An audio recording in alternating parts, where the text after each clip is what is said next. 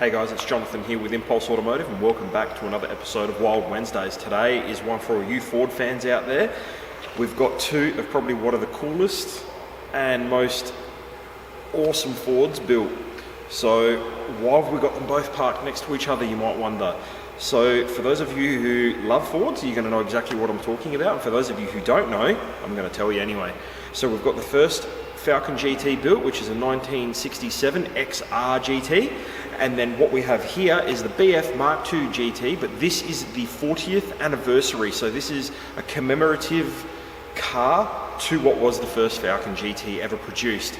So guys, this is one that is really close to me. I love my Fords. For most of you out there that have watched our videos and know about me, I love my Fords. So this is going to be a really cool one. I'm really excited. So let's get this video started.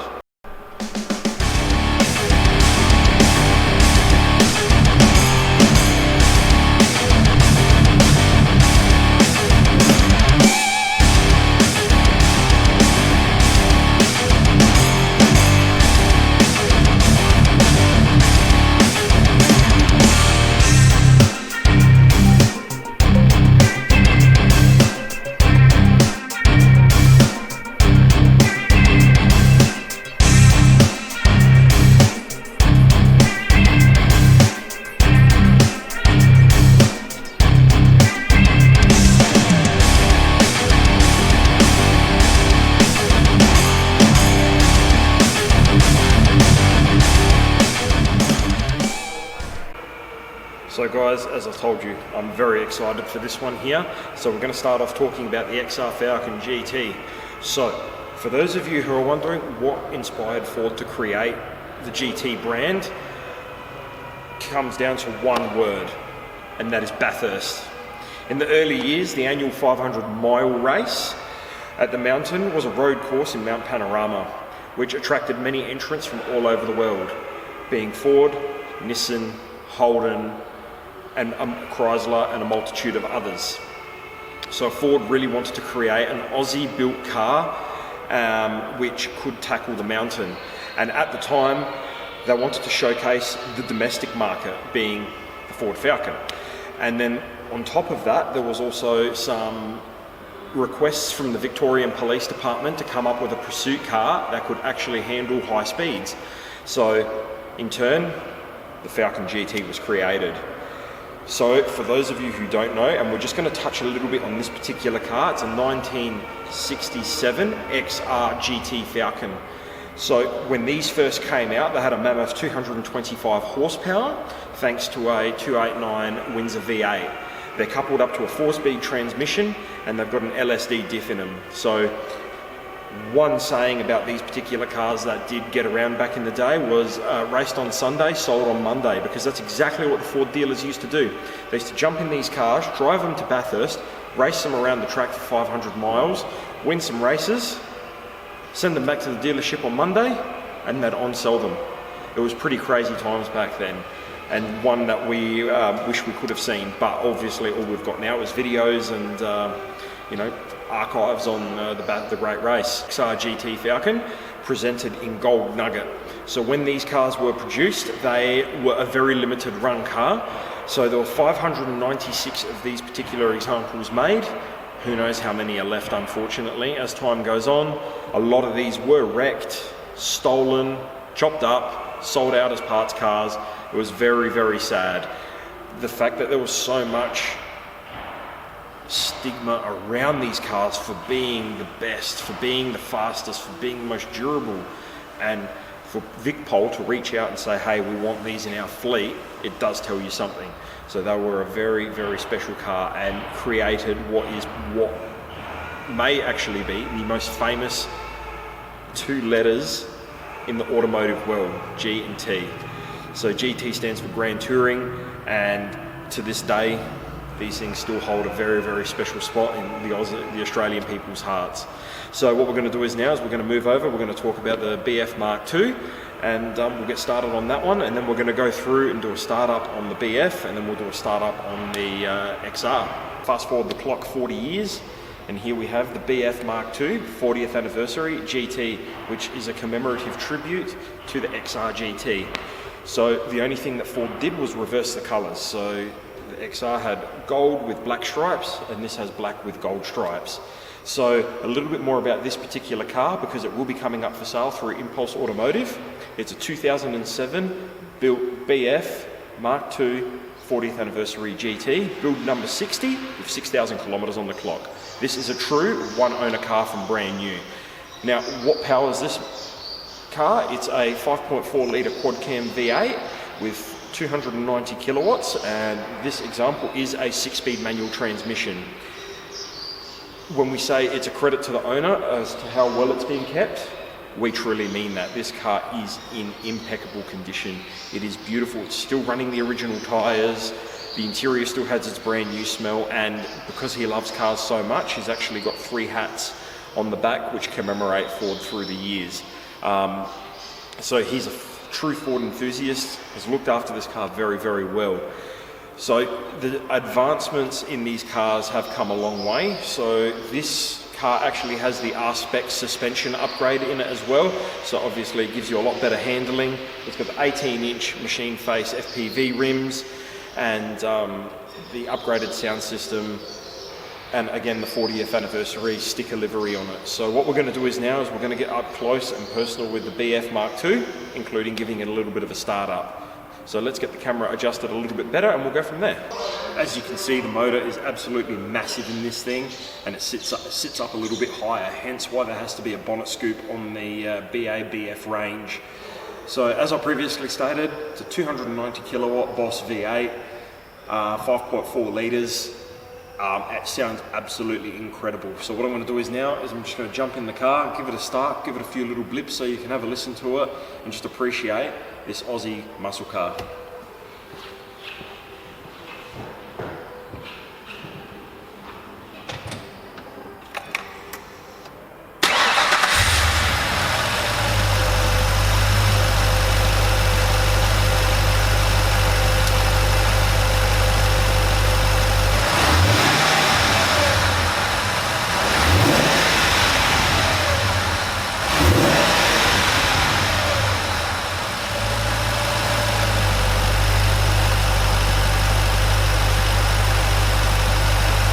So it would actually be rude not to come in the car and sit in here and have a chat to you about it. So first things first, that motor sounds amazing for a stock standard car. A lot of people, when these did come out, did actually say that they were way too quiet, but unfortunately Ford had to meet their Euro emissions, and unfortunately they had to be quiet. But the best part was as soon as these cars came out, being the BA GT, being the first version of the FPV range, there were a lot of aftermarket companies that done excellent exhausters for your likes of D-Flippo, Pacemaker, and a multitude of others. So, talking a little bit about the interior. So when I sit in here, it literally smells like brand new. This car is wonderful. It is so nice and very well maintained. The bolstering is absolutely beautiful. The plaque doesn't have any scratching on it. So this is the 40th anniversary build plaque that every one of these got. Every FPV is dated as to when it was built, and as well as that, they stamp it with a build number. So this particular number is 60, as previously stated, and it's just a very, very nice touch to what is a commemorative example to the FPV, the Ford Performance Vehicles range. So when I sit in this, how do I feel? So I watched a review on these cars a few years ago, and one statement about these particular cars really stuck with me. They're muscle car, but they're a little bit taxi, because the interiors didn't change all that much in regards to going from bottom of the range right through to the FPV. They still kept the same sort of layout, same style of seating. They've just added leather accents or Alcantara, and obviously jazzed them up quite a bit to make them obviously a top of the range vehicle, but they still have that taxi feel. Fords and Holdens were used as taxis. They were tried and they were tested, and I do remember a few years ago actually speaking to a taxi driver in Melbourne that had one of these as a taxi. It was actually given to a taxi company in Melbourne from Ford to test the vehicle's longevity, and lo and behold, that motor done over 380,000 kilometers before it needed any work done to it. So that's a pretty good testament to the reliability of these particular cars. So this also has the much chunkier steering wheel, which you'd often see on the GTP range. It's also got some silver backing on the actual leather trimming, so it gives it sort of a little bit of a sparkly look. You can't really notice it from the camera, but up close and in person you do see that. This also has the premium sound system with the 6-stacker CD player. It's just a really nice, well presented car. It is awesome. Being that we in my family have a lot of these, we appreciate every single one of them, and it's a big privilege for me being able to sit here and do these videos and explain to you how they feel. It's just brilliant. Absolutely love it, and I'm probably a little bit speechless in regards to having both this and the XR GT in the same room sitting next to each other. So it's definitely a once in a lifetime opportunity. So what we're going to do is we're going to go over, we're going to have a look at the XR GT, we're going to sit in that, we're going to talk about how that feels, and then we're going to wrap the video up. Alright, so here we are in the XR GT. Now, by God, this is a blast from the past. Growing up around these, because I had a few family members that restored these for a living, it just brings back so many memories for me personally. But to think it's 1967, they're putting these things through their paces around Mount Panorama, what may be potentially one of the most difficult racetracks in the world. It is just crazy to think that these things had no roll cages, they had no bucket seats. All they had was a very, very flimsy belt. Now, I'm just going to demonstrate to you how flimsy the belts are, and it's absolutely crazy when you think about it. So, this is it here. This is all they had in them. It is absolutely crazy. And they just buckle up into this. That is it. That is absolutely it. That's how they race these cars. It is beyond me how they wrangled these cars for 500 miles around a track. The race cars of back then, they were a different breed, I'm telling you. Quote me if I'm wrong, but I'm just going to take the seatbelt off, just so I got a little bit more free movement to talk about the car. But 4-speed manual transmission. As you can see, the steering wheel is very basic. We don't have any airbags or anything like that. That was brought out many, many moons later. But are these things comfortable? You know what? For a 50-year-old now car, they're pretty comfortable. They're a wicked cruising car. They feel good. When you drive these on the street, they've got a very strong street presence, because most of the Australian community, they know what these cars are. So when you see them driving around, you know, you always getting the thumbs up, you're always getting the Top Gun salute. They're just a brilliant car. But this example is beautiful. It has been very well restored with no expense spared. Unfortunately, this is actually sold, so they are not going to be sold as a pair, unfortunately, but the BF is definitely going to be for sale. Again, speechless. Being able to have both together, it's just a very, very special experience for myself and obviously the viewers out there watching this video. So what we're going to do is we're going to finish up the video. We're going to stand at the front, we're going to have a little bit more of a chat about it, and we'll wrap this video up. And I really hope that this video has been as exciting for you guys as it has been for me. So yeah, let's get the camera back out and we'll finish off this video.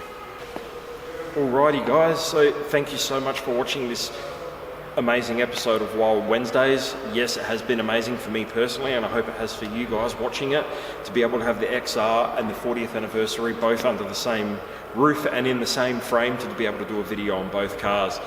So guys, one thing I will touch on is these particular cars are so special, not only to myself but also to the Australian community. We love the Fords, we love our Holdens. They're the lifeblood of Australia, or they were, unfortunately, up until 2017 for Holden and 2016 for Ford. It was a very, very sad time when we lost both companies. But Ford and Holden built some amazing cars on this turf, and they are and always will be the lifeblood of this country, and we will always protect and look after these particular vehicles. They're not only known in Australia but worldwide. We're talking like America, Europe, certain parts of Asia, even in Indonesia. People own these cars and have bought them in Australia and taken them overseas because of how much they love them. And they all say the same thing: Australia built a hell of a car. Whether it be Ford, whether it be Holden, we built some amazing machines. There's nowhere else in the world you can get this kind of car for the kind of price that you're paying at the time. So it's just something super special, and it's one thing I love about Australia, and I love living here, and I love being able to see these things all the time and personally own a couple of them. It's just wonderful. So guys, thank you again for watching another episode of Wild Wednesdays, and we'll see you next week with another cool car. Take care and safe travels.